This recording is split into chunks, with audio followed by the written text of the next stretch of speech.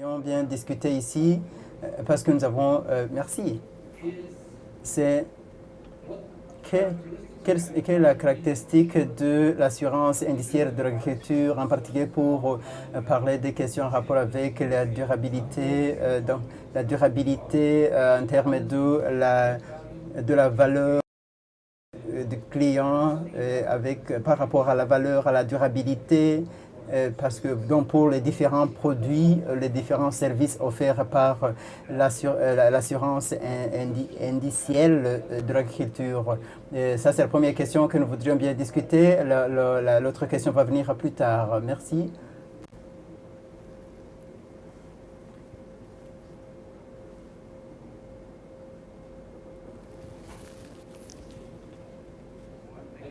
Merci beaucoup. Puisque c'était dans le premier, j'étais le premier volontaire. Donc, puisque c'est le premier volontaire, je vais lui donner la parole. Est-ce que nous dire, est-ce que ceci est un droit, donc est dans la même logique que la première question? Je crois que c'est intéressant. Merci, Peter. Mon nom, c'est Tuesman Carmen. Je travaille dans l'autorité de régulation des assurances. Et je suis pour le moment impliqué dans le processus de certification d'une série de produits d'assurance agricole indicielle et aussi pour les sociétés d'assurance de l'Ouganda qui veulent entrer dans cette marque, qui voudraient bien entrer cette marque. Pour l'autorité de régulation des assurances en Ouganda, il y a principalement deux préoccupations réglementaires par rapport à la documentation que j'ai trouvée pour les produits qui ont été présentés à l'autorité en vue d'être certifiés. Donc, je soutiens souvent les assurances. J'essaie de les aider à préparer une sorte de série de sensibilisation et voir comment on peut résoudre et prévenir ce genre de questions auxquelles ils font face. La deuxième chose, c'est un rapport avec l'assurance. Et vous savez que l'assurance indicielle se focalise sur certains gens parce qu'il y a ce phénomène de risque de base. Je vais expliquer ceci un peu plus. L'exigence pour les conditions pour l'assurance, c'est que le paiement soit fait donc pour les deux politiques, c'est-à-dire ça doit être équivalent à la dimension du dommage encouru. Et bien sûr, ça c'est juste, donc c'est exactement l'avantage de l'assurance indiciaire pour l'assurance. On ne va pas chercher le dommage pour les agriculteurs plus individuellement, je peux le comprendre. Nous avons parlé des questions de base. Bien sûr, vous pouvez des variations entre le paiement qu'il reçoit et la perte encourue. Et cette déviation peut à la fois être positive et négative. On ne peut pas seulement se focaliser sur la situation qui soit possible, alors que pour que le paiement ou l'indemnisation soit une autorité par rapport au dommage. Si le dommage est élevé, alors la perte est élevée et le détenteur de la police d'assurance, l'assuré, peut ne pas être satisfait de l'indemnisation octroyée. Ce genre de déviation ou de différence entre la perte et l'indemnité octroyée doit être réduit pour protéger les intérêts des souscripteurs à la police d'assurance. La déviation de la possibilité d'une déviation positive, par exemple, c'est-à-dire lorsque le paiement est plus élevé que la perte réelle. Ceci peut, ça a été un cas, donc par exemple comme l'Isaac l'a dit, comme souscripteur qui déclare un montant très élevé pour des scènes de dommages. Alors, donc si par exemple il y a un agriculteur qui va dire eh bien maintenant j'ai perdu tellement que je ne suis plus agriculteur, peut-être qu'il est passé à sa retraite, alors ce sculpteur peut trouver que ce type d'assurance et d'autres gens peuvent et d'autres agriculteurs peuvent déjà commencer à faire de même. Mais bien sûr,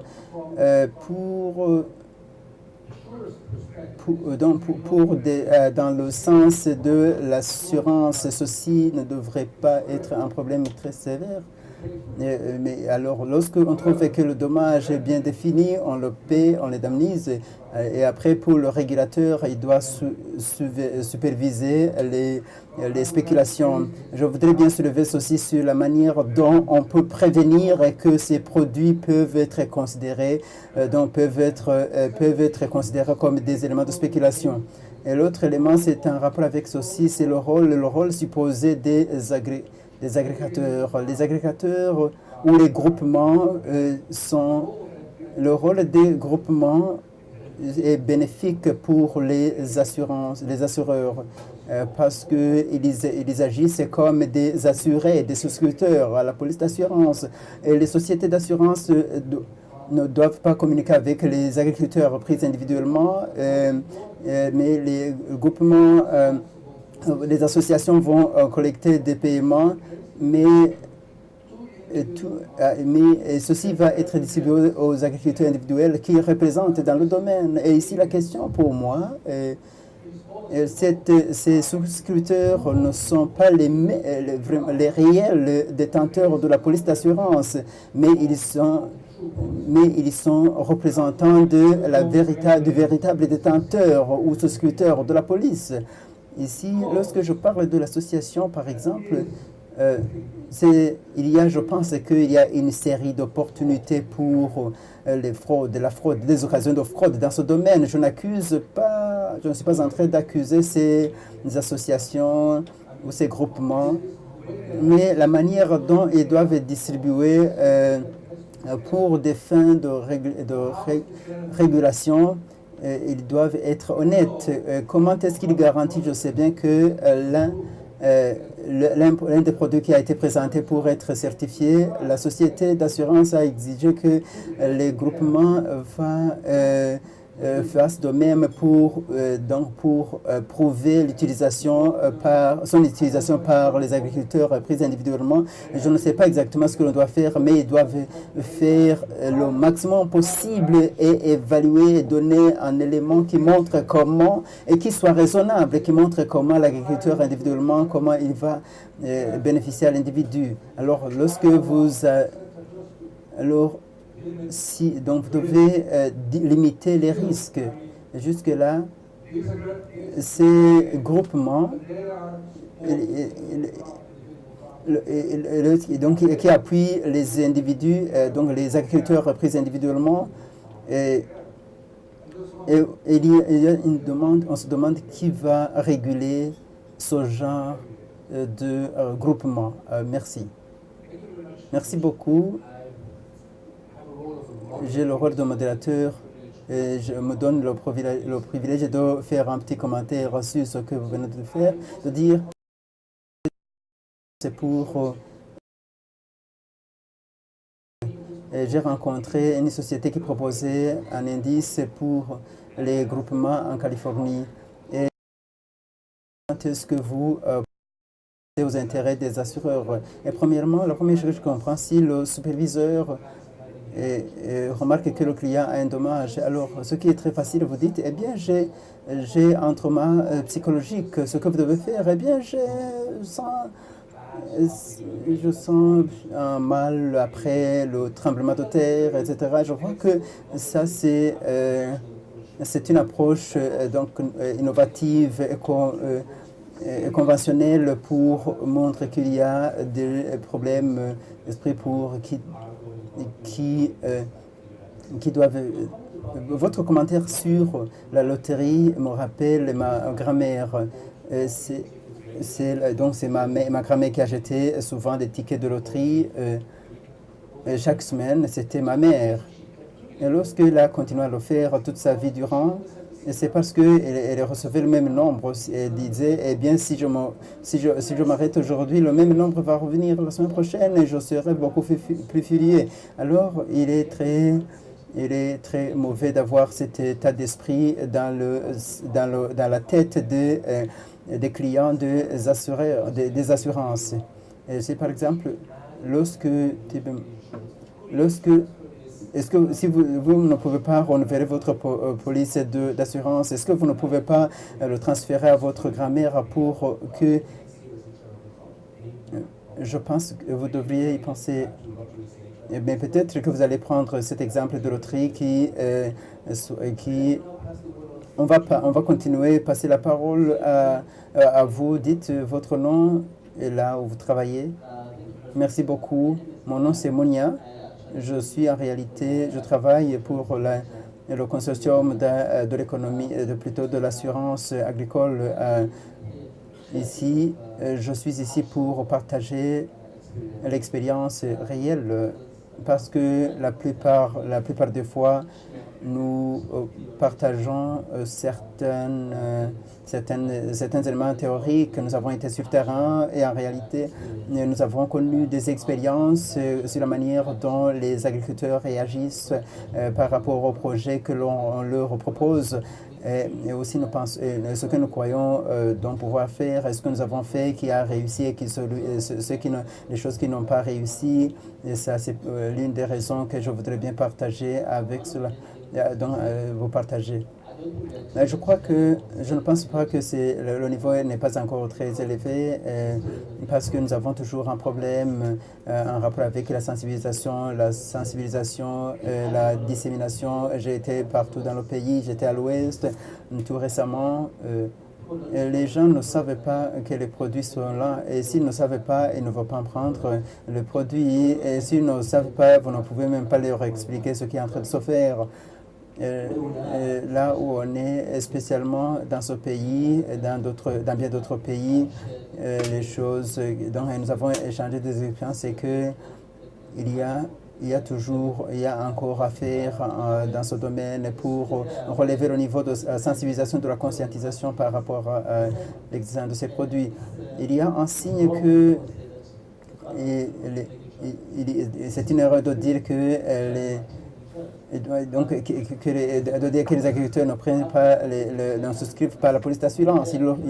Ils souscrivent plutôt parce que ici nous parlons leur langage. Il y a des gens qui parlent leur langue, ce langage qui explique exactement comment, par exemple, la sécheresse. Ils comprennent que les choses arrivent. Ici, je voudrais en quelque sorte retirer ce mythe consistant à dire que les agriculteurs ne veulent pas prendre l'assurance, souscrire à la police d'assurance, parce qu'ils le font déjà. Et je suis très d'accord en termes lorsqu'on parle des risques de base. Je pense aussi que il y a plusieurs étapes qui ont été déjà prises pour essayer de résoudre spécialement particulièrement dans les aspects de développement de ces produits pour en relative au changement mécanique, mais aussi pour réduire les ressources engagées. Et c'est exactement ce que je voudrais bien partager avec vous. Merci beaucoup pour ceux-là qui n'avaient pas pris la première partie. C'est que vous êtes invités ici à venir ici devant. Donc au cas où vous avez une place, vous asseoir, vous avez une place. J'ai un commentaire à faire, Vous êtes libre de quitter ici à tout moment en réponse à votre commentaire. J'ai parlé à l'aspect vision de compagnie d'assurance dans le pays à Saint-Dominique. Et l'assurance est toujours macro-assurance. Il y a cet élément de sensibilisation, cette question en rapport avec est-ce une question d'assurance indiciaire agricole.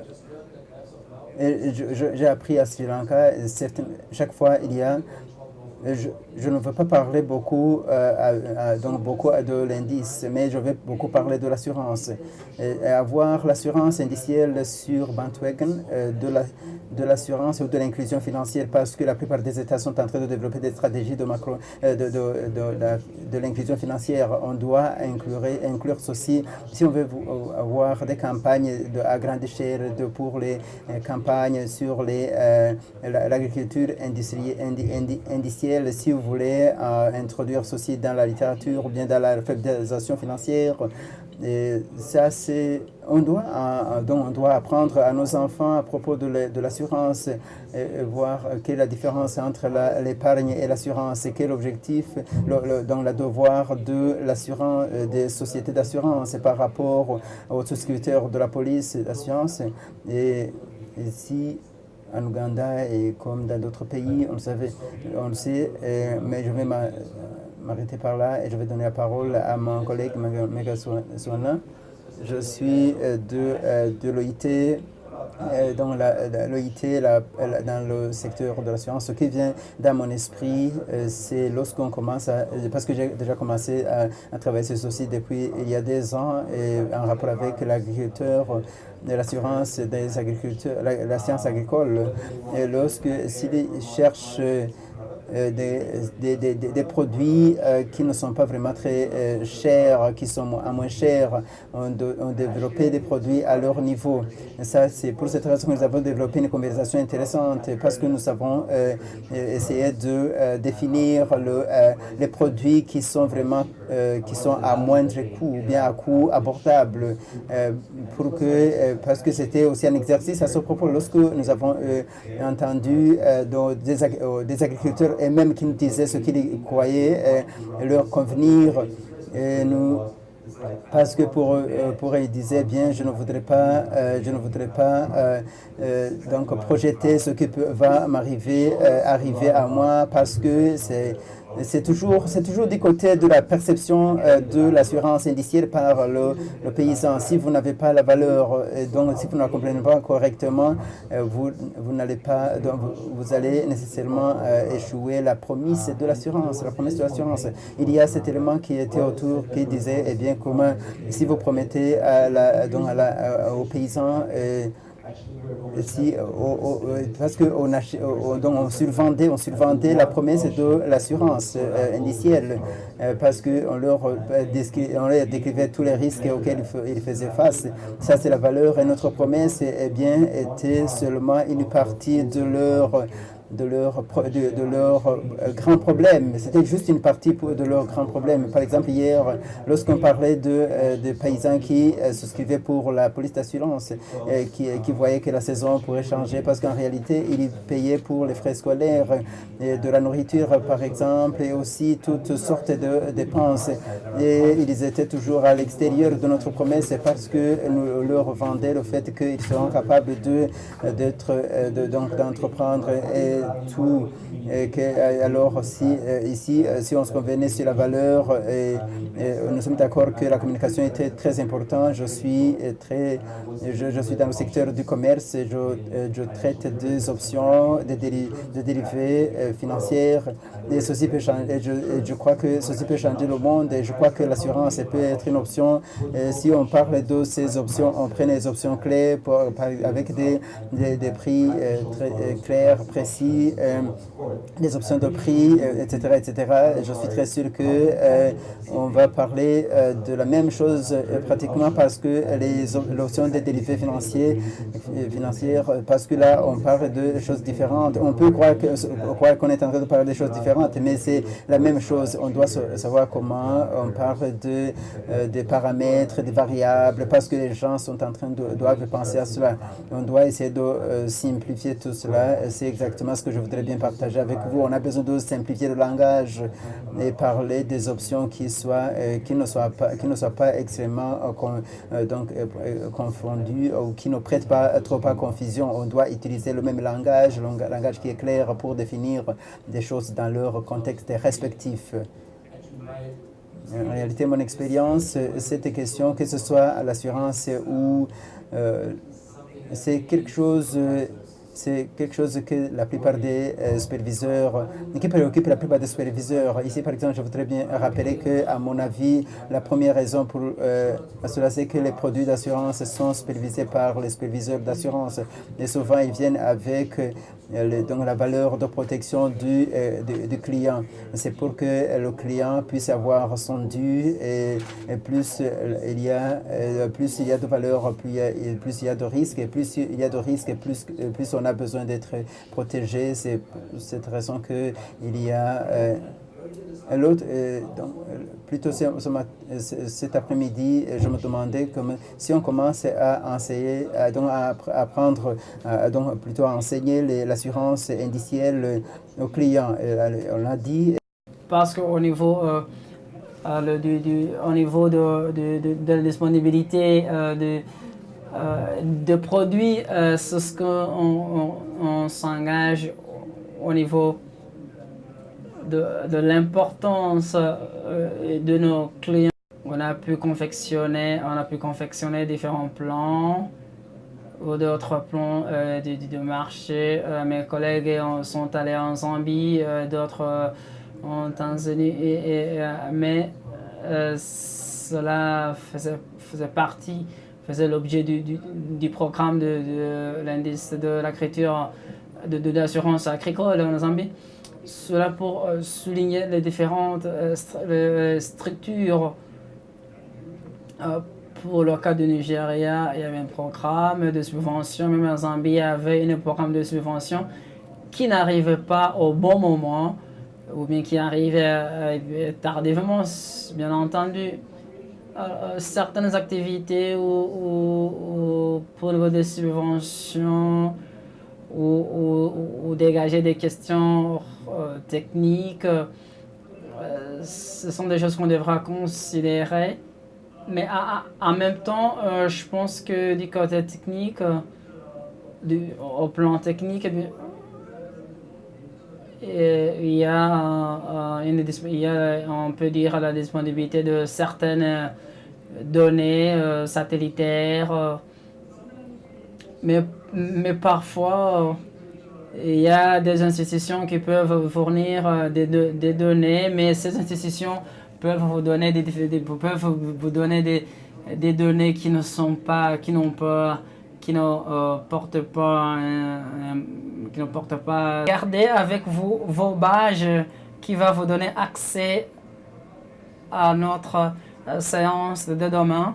Il faut venir avec votre badge. Je pense que demain, la deuxième journée de ce forum consultatif, on pourra pouvoir discuter davantage sur les différents aspects et la confection des produits des assurances agricoles et la disponibilité des produits pour assurer la durabilité. Et encore une fois, merci beaucoup et je vous souhaite une très bonne soirée. Merci à vous. Thank you very much. Oh, thank you very much. Thank you.